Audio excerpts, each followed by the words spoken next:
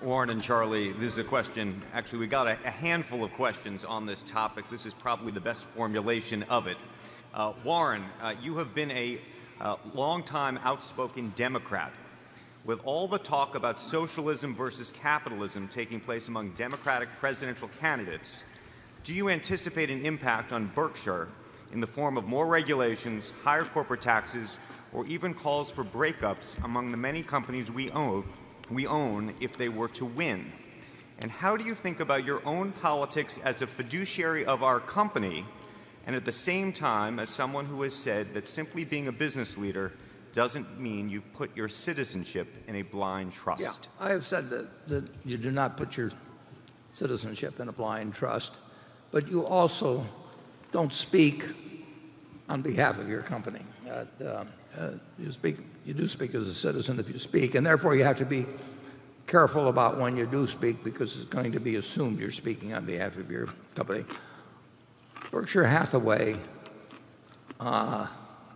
certainly in 54 years has never and will never made a contribution to a presidential candidate. I don't think we've made a contribution to any political candidate, but I don't want to say for 54 years that we don't do it. Now we operate in several regulated industries, and our railroad and our utility, as a practical matter, they have to have a presence in Washington and in the state legislatures in which they operate. So we have a few, I don't know how many, political action committees which existed when we bought it. We bought the companies at subsidiaries, and I think that unquestionably they make some contributions simply to achieve the same access as their competitors. I mean, if the trucking industry is going to lobby, I'm sure the railroad industry is going to lobby. But the rule is, that people do not pursue their own political interests with your money here.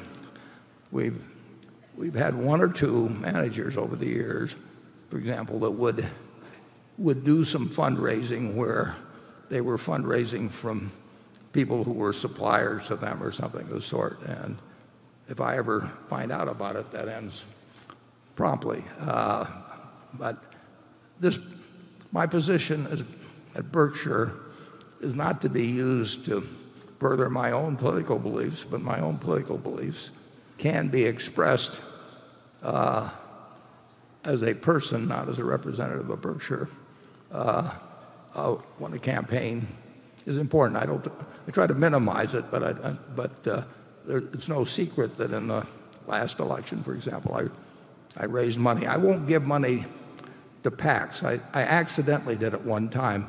I didn't know it was a PAC, but I don't do it. But I've raised substantial sums. I don't like the way money is used in politics. I've written op-ed pieces for the New York Times in the past on the influence of money in politics.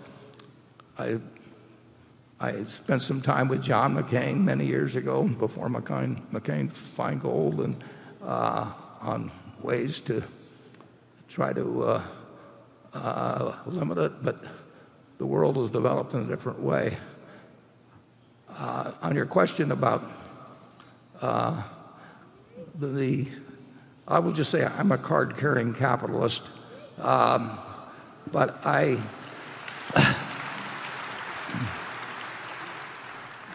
believe we wouldn't be sitting here except for the market system and the rule of law and some things that are embodied in this country. So you don't have to worry about me changing in that manner, but I also think that capitalism does involve regulation. It involves taking care of people who are left behind, particularly when the country gets enormously prosperous. But beyond that, I have no Berkshire podium for pushing anything. Charlie? Well, I think we're all in favor of some kind of a government social safety net in a country as prosperous as ours. What a lot of us don't like is the vast stupidity with which parts of that social safety net are managed by the government. It'd be much better if we could do it more wisely. But I think it also might be better if we did it more liberally. Yeah, one of the reasons we're involved in this effort, along with J.P. Morgan and Amazon, with Jamie Dimon and Jeff Bezos, on the medical question, is we do have as much money going, 3.3 or 3.4 trillion. We have as much money going to medical care as we have funding the federal government, and it's gone from 5 to 17% or 18%, while actually the amount going to the federal government has stayed about the same at 17%. So we hope there's some major improvements from the private sector, because I generally think the private sector does a better job than the public sector in most things. But I also think that if the private sector doesn't do something, you'll get a different sort of answer. And I like to think that the private sector can come up with a better answer than the public sector in that respect. But I will probably, it depends who's nominated, but I voted for plenty of Republicans over the years. I even ran for delegate to the Republican National Convention in 1960. But we are not.